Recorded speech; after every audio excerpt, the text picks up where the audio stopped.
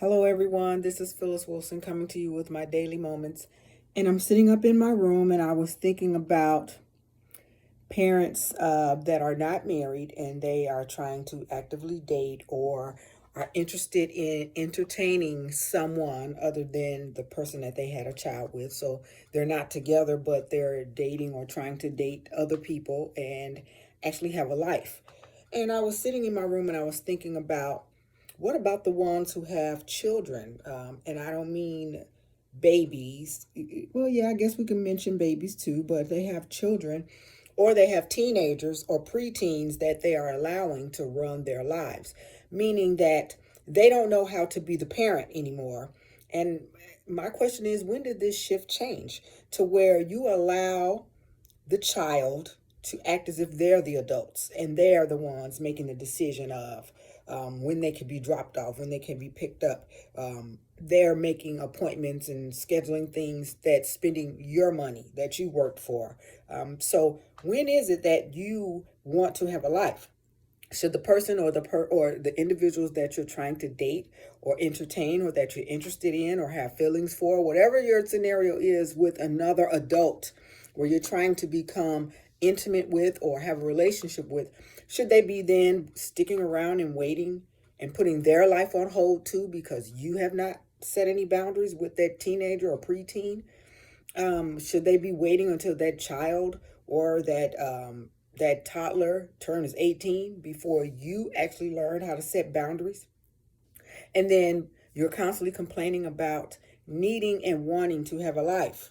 Yet you are not setting any boundaries or making adult moves and adult decisions that allow you to have a life. So then you're looking sad and missing out if that person or people that you want to interact with or the person that you want to date or that you're interested in or you don't want them to not be a part of your life and you claim that they are so important in your life, yet you don't make time for them, or you think that you putting them on hold is going to be enough to sustain them until your child, that individual that has another parent that should be helping you co-parent, or you should be able to have you some me time separate from the time that you spend with that child or that toddler or those children. You should be able to have you some me time to where you don't know how to schedule or you don't want to. But the end result is the other person, especially if they don't have those same obligations of children or a child, are not going to sit around and wait until that child and you allow that child to grow up, or that child becomes 18 and no longer wants to be bothered with you in the first place before you decide now's the time for you to try to have a life. So it's unfair. It's unfair to the child because you're not allowing them to know that there are certain things, or maybe it's just me. Because when I was growing up, children were told to stay in a children's place, and they didn't have the say so or an input on the decisions that are made for them on their behalf, because how could they know what's best for them? And they're just children.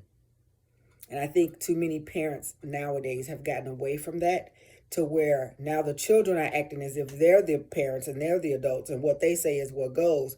And then the parent is now taking the role of being the child and just jumping to whatever the child wants them to do, or what the child wants the parent or the adult to take into consideration for them to have what they want.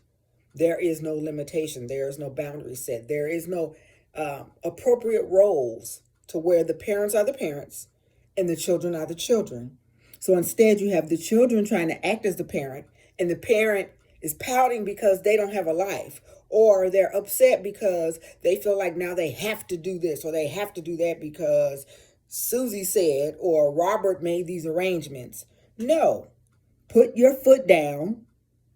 Put your big girl panties on and your big boy drawers on and say no. Set some boundaries, make some rules and some guidelines and stick to them. After all, you are the adult. You're the one that God put you in charge of controlling them and giving direction and guidance, not the other way around. So as long as we are allowing the children to be the adults and the children sit down, the adults sit down and take a back seat and let the children run the world and run what's going on in their house and run their life and run their bank account and run their communications and who they associate with, and they have to know all their business and they're checking their cell phones and all this other ridiculous stuff that the parents should be doing to the child and with the child, because the Bible says that you train up a child in the way they should go. It does not say children, train up the adult.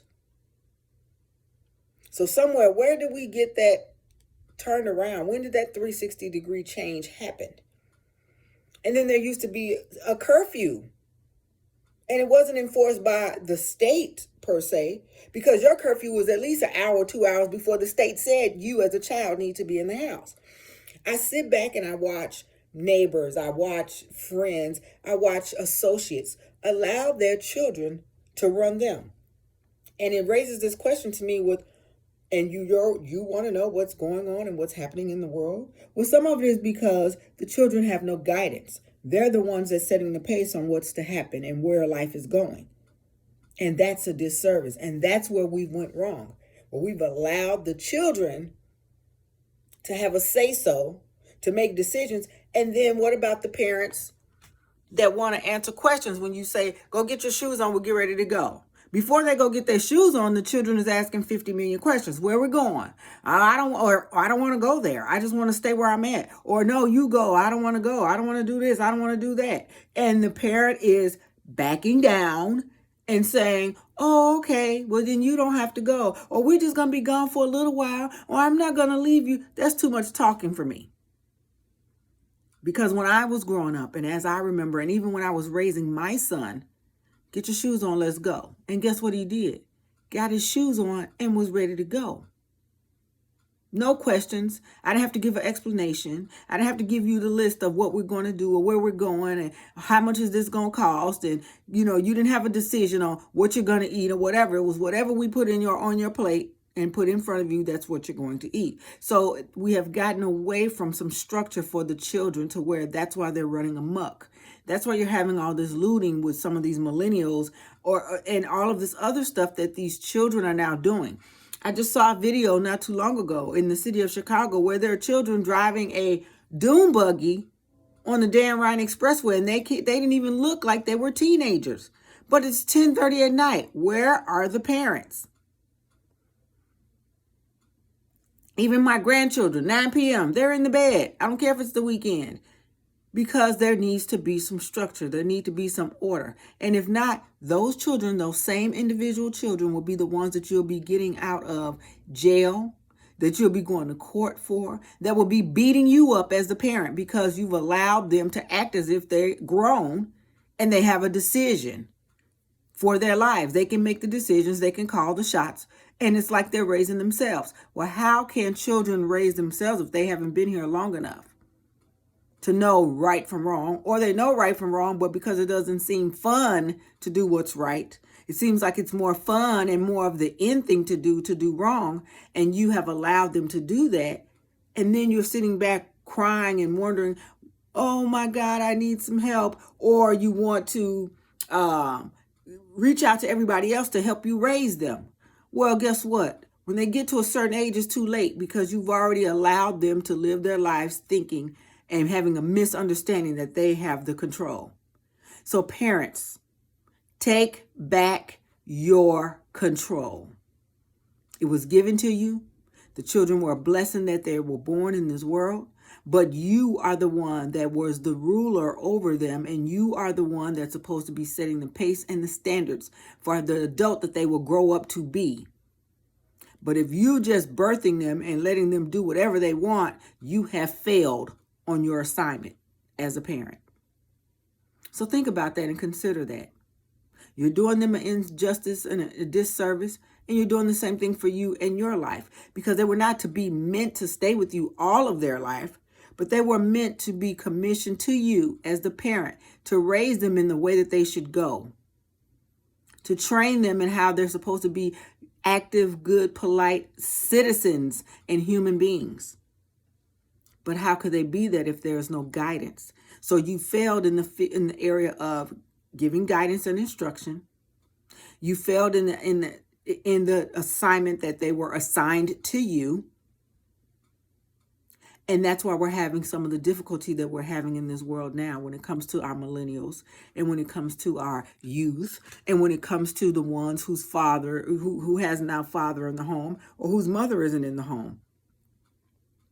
And then you want the community and everybody else to help you out with this child that you have elect, that you have allowed and given permission for them to just not listen or do what you say. And that means that they have no respect of, no respect of authority. And that's your fault. So take back your assigned responsibility, enforce some authority, and set some boundaries.